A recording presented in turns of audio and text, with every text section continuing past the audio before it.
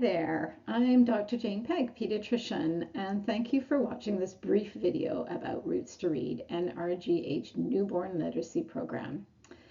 This video is part of a quality improvement project to ensure that everyone involved in the care of newborns is aware of the program, which I imagine a fair number of you already are, but more importantly, that our messaging to families about the program is consistent.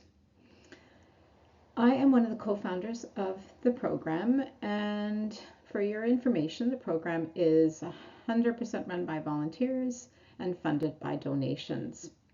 To date, since the launch in 2022, we've given out over 4,000 book bags. If you interact with families with newborns, you are an important member of our Roots to Read team, and I hope by the end of this video, which is a short video, don't worry, that you feel empowered, inspired, and confident to support our infants have a healthy literacy start. So what inspired our team to launch Roots to Read in the first place? It initially started as a conversation across the table with one of my primary care colleagues, Dr. Eamon, and our impression that literacy rates were declining. We now know with certainty that they are, and when we started to delve into this and look at our Nanaimo local statistics, they were concerning.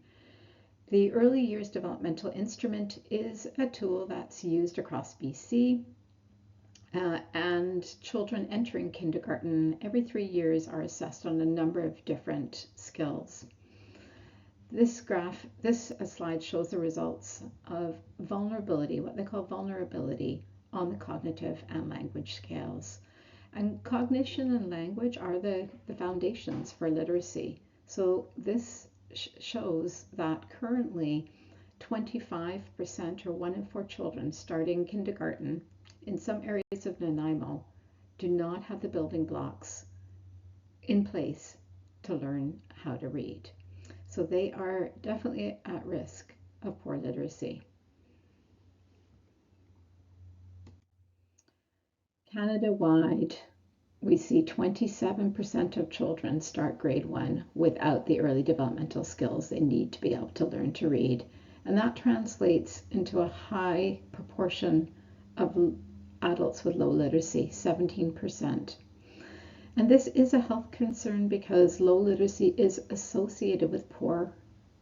correlated with poor health outcomes, both mental and physical health. And it's also strongly correlated with other life trajectories, social, economic, and health outcomes, more so than occupation or income.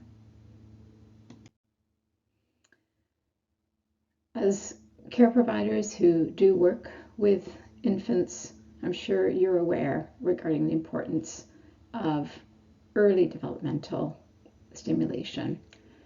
The timing of our intervention is so important, as the first 2 years of life, and of course the prenatal period as well. It is the most rapid period of brain growth, both in size and complexity, especially those first 12 months. Development of neuronal pathways occurs during this time, and pathways that are not stimulated actually undergo pruning with less neuronal connections and complexity. This can lead to a permanent loss of the ability to reach potential. So by distribution of the book bag at birth, we don't miss any families, and parents hear from healthcare providers the important message we are giving. As healthcare providers, through the distribution of the Roots to Read book bag and our advice when we interact with these families, we have a meaningful opportunity to strengthen parents' knowledge of the importance that they play in supporting their infant's brain development with very simple actions. Read, speak, and sing. The program is not just about providing new books. The message that goes with it is crucial, and caregivers and parents really listen to advice from healthcare providers. So what you communicate is very important. So yes, studies show that when we say something, our advice is listened to, is followed 2.5 times more apparently. Not sure how they evaluated that, but what you say really matters. During this early phase of emergent literacy, infants develop listening, speaking, emotional, and social connection, which becomes the basis for conventional literacy reading and writing. Talking, singing, sign language, storytelling, playing silly games provide a language-rich environment and those crucial serve and return interactions between a loving caregiver and their infant. Books encourage additional skills. Babies will chew on them, they'll learn to turn the pages, they hold them, they start to associate visual images with words and sounds, and book sharing promotes infant caregiver bonding and has been shown to improve maternal mental health. Win-win. Parents may ask you about screen time. Make sure you give them the up-to-date advice. Inform parents that screen time has been shown to have negative impacts on infant development, particularly language, social, and emotional development, and it is not recommended by the Canadian Pediatric Society in the first 2 years of life. Many of you, hopefully many of you have opened the book bag to check to see what's inside of it, but of course we start with 2 brand new books, usually board books, and we've carefully selected these so that they can be read, but also explored in other ways, such as by talking about the pictures, playing with sounds, finding and describing images, and adding actions and silly noises. We also try to ensure that we represent diversity in our book choices. There's also a Canadian Children's Literacy Foundation booklet with rhymes, games, and tips for parents to use with infants or older siblings. And of course, a library application form to remind parents of this amazing local resource of endless free books and programs for their children right from infancy. So what are we asking of you, those that have the opportunity and privilege to interact and provide advice to families with newborns? Firstly, just double check that the families have the book bag, receive the book bag, and know that it is theirs to keep and take home. Secondly, encourage and compliment families when you notice parent-infant language and connection, reminding them how this helps to develop their infant's brain developmental pathways. Encourage them to start using the books in hospital. Remember that your advice really has impact.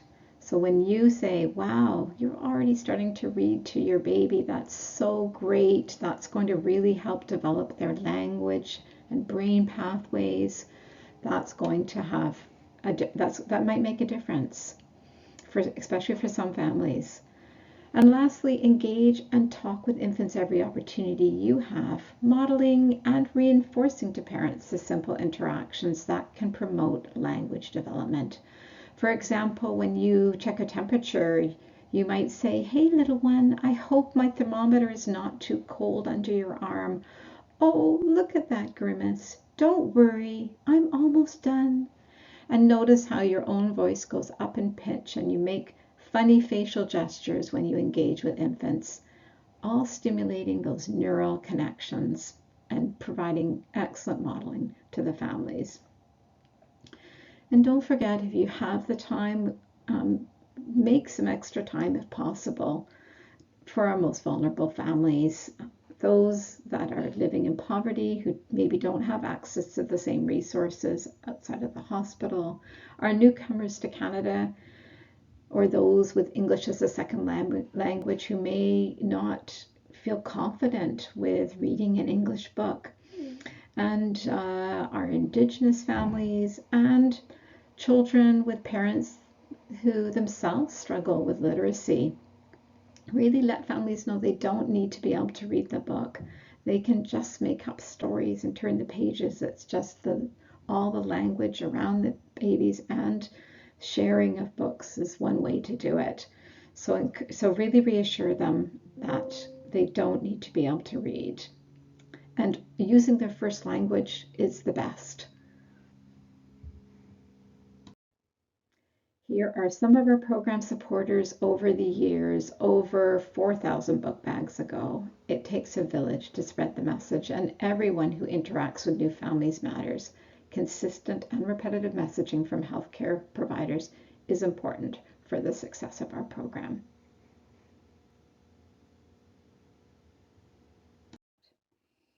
You can find more information about this program on the Nanaimo Hospital Foundation Roots to Read page. You can reach it by scanning this QR code or going to the link.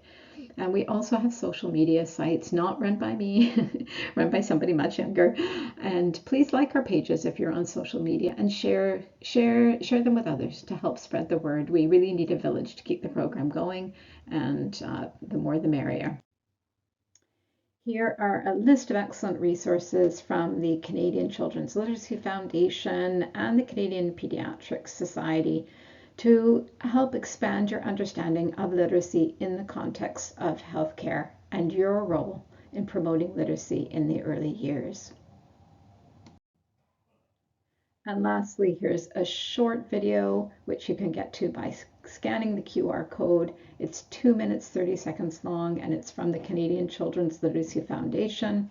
It's a wonderful, engaging short video you can share with parents if you like, share with your friends. It really emphasizes that message of the importance of surrounding your infant with loving words. And this is actually the end of the presentation. I'm going to leave you with this video, totally optional. It's nothing to do with literacy directly anyway, but it is our 2021 Jerusalem video. It's a dance video, and I promise it will make you smile, but I do think it shows what an amazing team that we have. And when we come together as a village, we really are a positive energy. And I think if we all do our part in our interactions, no matter how short they are, to promote literacy and surround baby with words, I'm hopeful that we can make a difference to the future of our children and just make sure all our infants get off to a healthy literacy start. So thank you for watching to the end, and thank you for being part of our team.